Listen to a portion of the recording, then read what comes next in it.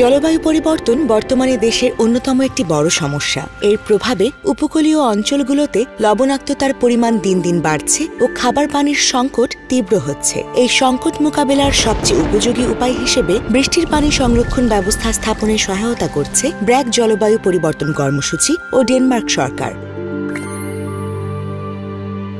আমার বাড়ির চারপাশে অনেক পানি। এই পানি লবণ পানি, খাওয়া যায় না।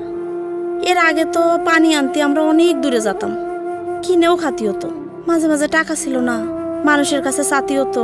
কষ্ট করে পানি আনতাম, কিন্তু থুয়ার জায়গা ছিল না। একটা মাত্র কলস ছিল, এক কলস আনলে একদিন চলতো। কাকুলির ঘরে আজ একটি বিশেষ দিন।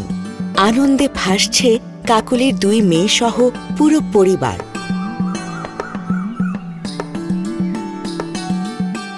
কাকলিদের জন্য খুশির খবর নিয়ে ঘাটে ভিড়েছে গোলাপি ট্যাঙ্ক ভর্তি জাহাজ।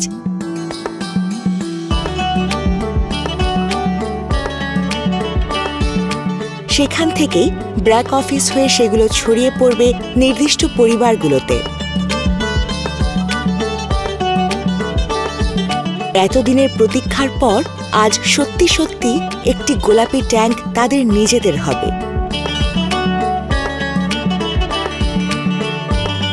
ব্যবহার বিধি সহ প্রয়োজনীয় তথ্য বুঝিয়ে দেওয়ার পর কাকুলির হাতে তুলে দেয়া হলো তার স্বপ্নের গোলাপি ট্যাঙ্ক।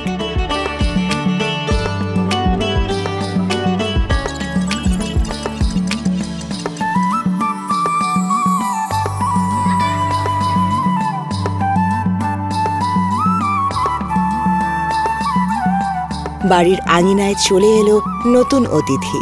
ব্র্যাকের প্রশিক্ষিত মিস্ত্রিদের সহায়তায় বসানো হলো বৃষ্টির পানি সংরক্ষণ ব্যবস্থা। এই বৃষ্টির পানি সংরক্ষণ ব্যবস্থায় রয়েছে উদ্ভাবনী প্রযুক্তির ফিল্টার ব্যবস্থা, যা নিশ্চিত করে নিরাপদ খাবার পানি। এখন আমাকে 5.5 বছর পানির আর কোনো চিন্তা থাকবে না।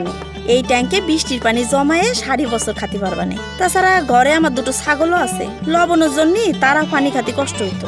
ওরা তো অবলা প্রাণী, ওদের থুয়ে আমরা কেমন করে খাই? তাই লুকাই চুরাই পারলেও ওদের একটু পানি খাতে দিই। ব্র্যাক থেকে ট্যাঙ্কটা পেয়ে আমাকে স্বপ্ন পূরণ হয়েছে।